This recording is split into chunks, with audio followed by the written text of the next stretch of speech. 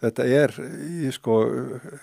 fólk sem að leita sér að betri lífskjörum og látum það nú vera, það sko beðlegt að fólk sækist eftir því, en við sem samfélag verðum átt okkur á hvað við getum tekið við og hvað gott fyrir þjóðfélagi að taka við. Og við erum bara komin með það mikið af útlendingum til Íslands á stuttum tíma, þannig að við sem þjóðfélag verðum að staldra við og í raun verðum við að staldra við þannig að við verðum að loka fyrir aðstreymi hælisleitenda. Við getum ekki meir. Ragnar Árnason, prófessor, hefur reiknað út að þetta kosti í kringum 100 milljarða á ári. Býtu 100 milljarðar á ári, þá var hann alltaf að tala allan kostnað vegna þessa. 100 milljarðar á ári gríðarlega mikið fé. Já, svakalega. Það náttúrulega þessi peningar ekki kyrstaðir heldur renna þeir út til ýmissa aðila. Þeir renna meðal annars til þess að þetta fólk geti farið í þess vegna leigubílunum sínum, keypt nýja farsíma eða mat og húsnæði.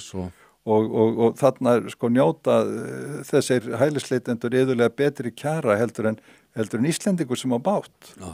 Og við skulum átt okkur á því að réttindi Íslendinga eru ekki með sama hætti tryggð eins og hælisleitenda, sem náttúrulega bara brotalöm í íslensku framkvæmd og lagakerfi. Að hvaða leitir réttindi Íslendinga ekki tryggð?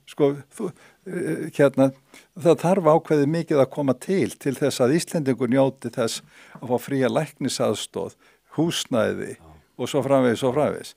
Byrju það fá hælisleitendur leiðu þeir koma hingað og með þeir býða.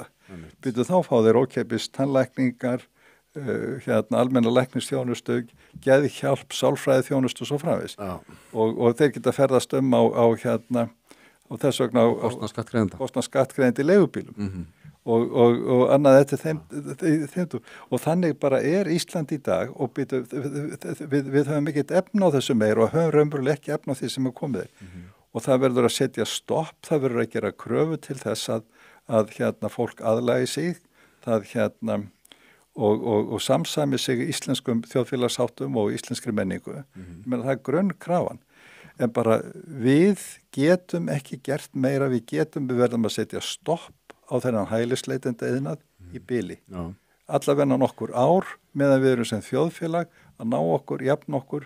Þess vegna svo mikilvægt að fylgjast með þeim umræðum sem átt hafa sér stað í Danmörku og hvernig Mette Frederiksen, formaður sósíaldemokrataflokksins í Danmörku, tekur á þessum málum og raunverulega stelur að verulegu leiti aðal málefni Dansk Folkeparti.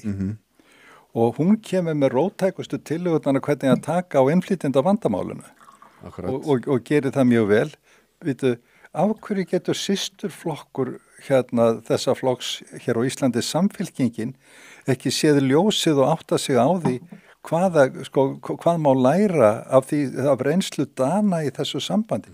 Af hverju ekki, af hverju loka augunum og segja hlutirnir hljóta að vera allt öðruvís á Íslandi heldur en það sem gerist í Danmörku. Af hverju bregðumst við ekki við fyrirfram?